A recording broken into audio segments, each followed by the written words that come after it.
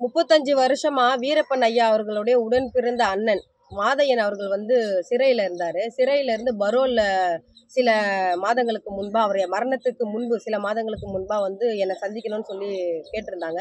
அப்ப நான் சென்னையில இருந்தேன். சென்னையில என்னுடைய 1 மாத பெண் குழந்தைய இங்கிருந்து டிராவல் பண்ணி ஈரோட்டுக்கு நான் அழைச்சிட்டு போய் அங்க ஐயா அவர்கள் வந்து நான் சந்திச்சேன்.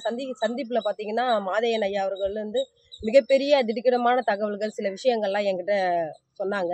2வது வந்து அவருக்கு வந்து சில மருத்துவ உதவிகள்லாம் தேவைப்படுதுன்னு என்கிட்ட உதவி கேட்டாங்க. அப்ப அதிகாரமா, பொருளாதாரமா என்கிட்ட இல்லாதனால, டிடிவி தினகரன் அண்ணன் அவர்கள வந்து தொடர்பு கொண்டு ஈரோட்ல வந்து அவர சந்திக்கிறதுக்கு அழைச்சிட்டு போனேன். தினகரன் அவர்கள் வந்து அவர நேரடியா சந்திச்சாரு.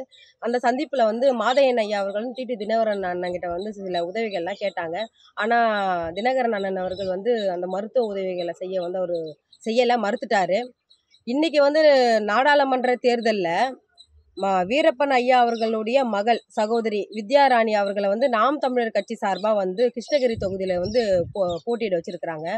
சீமான் அவர்களுக்கு வந்து வீரப்பன் ஐயா அவர்கள் குடும்பத்தின் மீது அக்கறையோ பாசமோ எதுவும் கிடையாது. வித்யாராணி அவர்களை அரசியல் ஆதாயத்திற்காக, குறிப்பா நடிகை விஜயலட்சுமி அவர்களுக்கு நான் உதவினேன் அப்படின்றதுக்காக, இந்த விஜயலட்சுமி விவகாரத்துல சீமான் அவர்களை தமிழ்நாட்டுல நான் காலி பண்ணிட்டேன்றதுக்காக என்ன கார்னர் பண்ணோம் அப்படின்றதுக்காகவே என்னுடைய குடும்பத்துல இருக்கக்கூடிய என்னுடைய பெரியப்பா வீரப்பன் ஐயா அவர்களுடைய மகள், என்னுடைய தங்கச்சி வித்யாராணி அவர்களை வந்து கிருஷ்ணகிரி தொகுதியில வந்து போட்டியிட வச்சு அரசியல் ஆதாயத்தை தான் அவர் தேடுறாரு. 2வது, பிஜேபி வந்து பக்கா பிளான் பண்ணி விவசாய சின்னத்தை நாம் தமிழர் கட்சிக்கு கொடுத்தது பிஜேபி தான்.